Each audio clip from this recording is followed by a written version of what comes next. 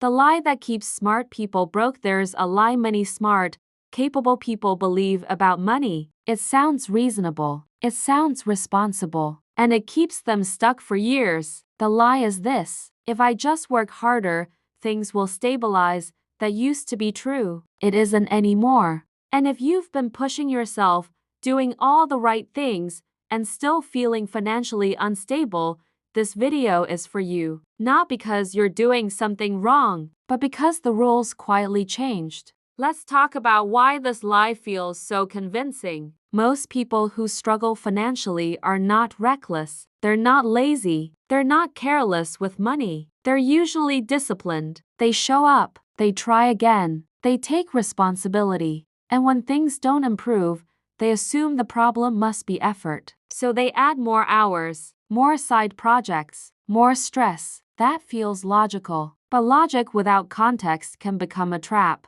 Because the modern economy doesn't reward effort the way it used to. It rewards alignment. And most people were never taught how to adjust when alignment breaks. Here's what actually happens. You work harder, your energy drops, your thinking narrows, you become busy, but not strategic. That's not a character flaw, it's biology. Stress shrinks perspective. When your nervous system is overloaded, your brain focuses on survival, not planning. That's why people who are struggling financially often feel foggy, not stupid, foggy. And fog leads to reactive decisions, chasing the next idea, jumping between plans, constantly resetting. From the outside, it looks like inconsistency. From the inside, it feels like desperation mixed with hope. That cycle is exhausting. And here's the part no one likes to say out loud. Hard work by itself no longer guarantees stability. In many cases, it guarantees burnout. The people doing the worst right now are often the ones trying the hardest. That's the lie.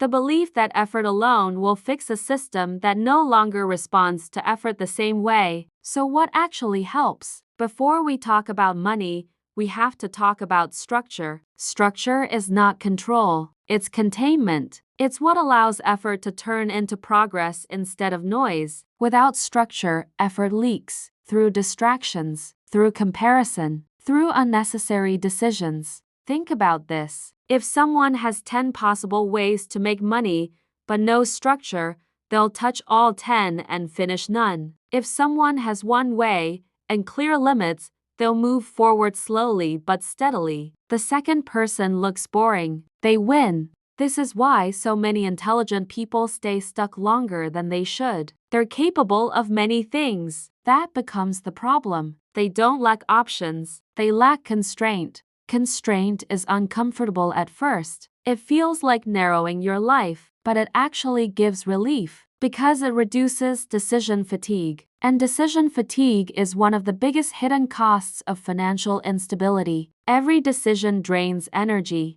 What should I work on today? Is this the right path? What if there's something better? Those questions pile up. Eventually, people stop trusting themselves, not because they're incapable, but because they're exhausted. This is where the lie does the most damage. It convinces people to push harder when they should slow down and restructure. It frames rest as weakness, focus as limitation, stability as settling. None of that is true. Stability is not giving up. Stability is building a floor. You can't grow on unstable ground. And yet, people are constantly told to scale before they stabilize. That advice sounds exciting. It also breaks people. Let's reframe this. If you're financially unstable right now, your job is not to fix everything. It's to make your life slightly more predictable. Predictable effort, predictable schedule, predictable focus. That's where momentum starts, not in hustle, in repeatability. This is especially important if you're rebuilding later in life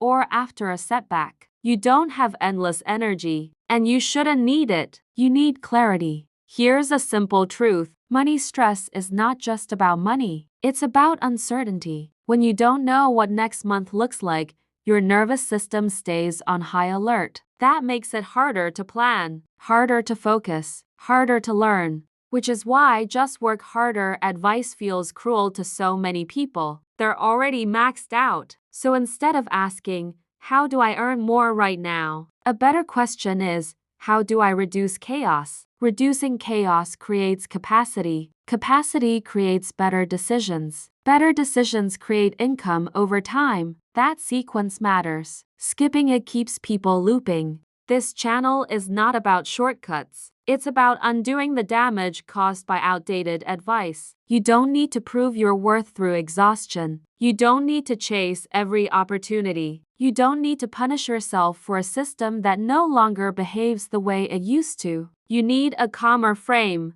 In the last video, I talked about stability before growth. This is what that looks like in practice. Fewer decisions, one direction, honest limits. That's not weakness. That's strategy. If this resonates, you're not alone. A lot of capable people are quietly unlearning the lie right now. They're realizing that effort without structure leads to burnout, not freedom, and that rebuilding doesn't have to feel violent. It can feel steady. If this feels familiar, I put together a free 7-day reset. It's for people who need calm, not pressure. The link is below if you want it. In the next videos, we'll talk about what stability actually looks like in daily life, how to structure limited time, how to choose one direction without panic, how to rebuild confidence without forcing optimism. For now, just hold on to this. If working harder hasn't worked, it doesn't mean you failed. It means the advice failed, and you're allowed to stop following it. Take care of yourself. We'll keep this calm, and we'll take it step by step.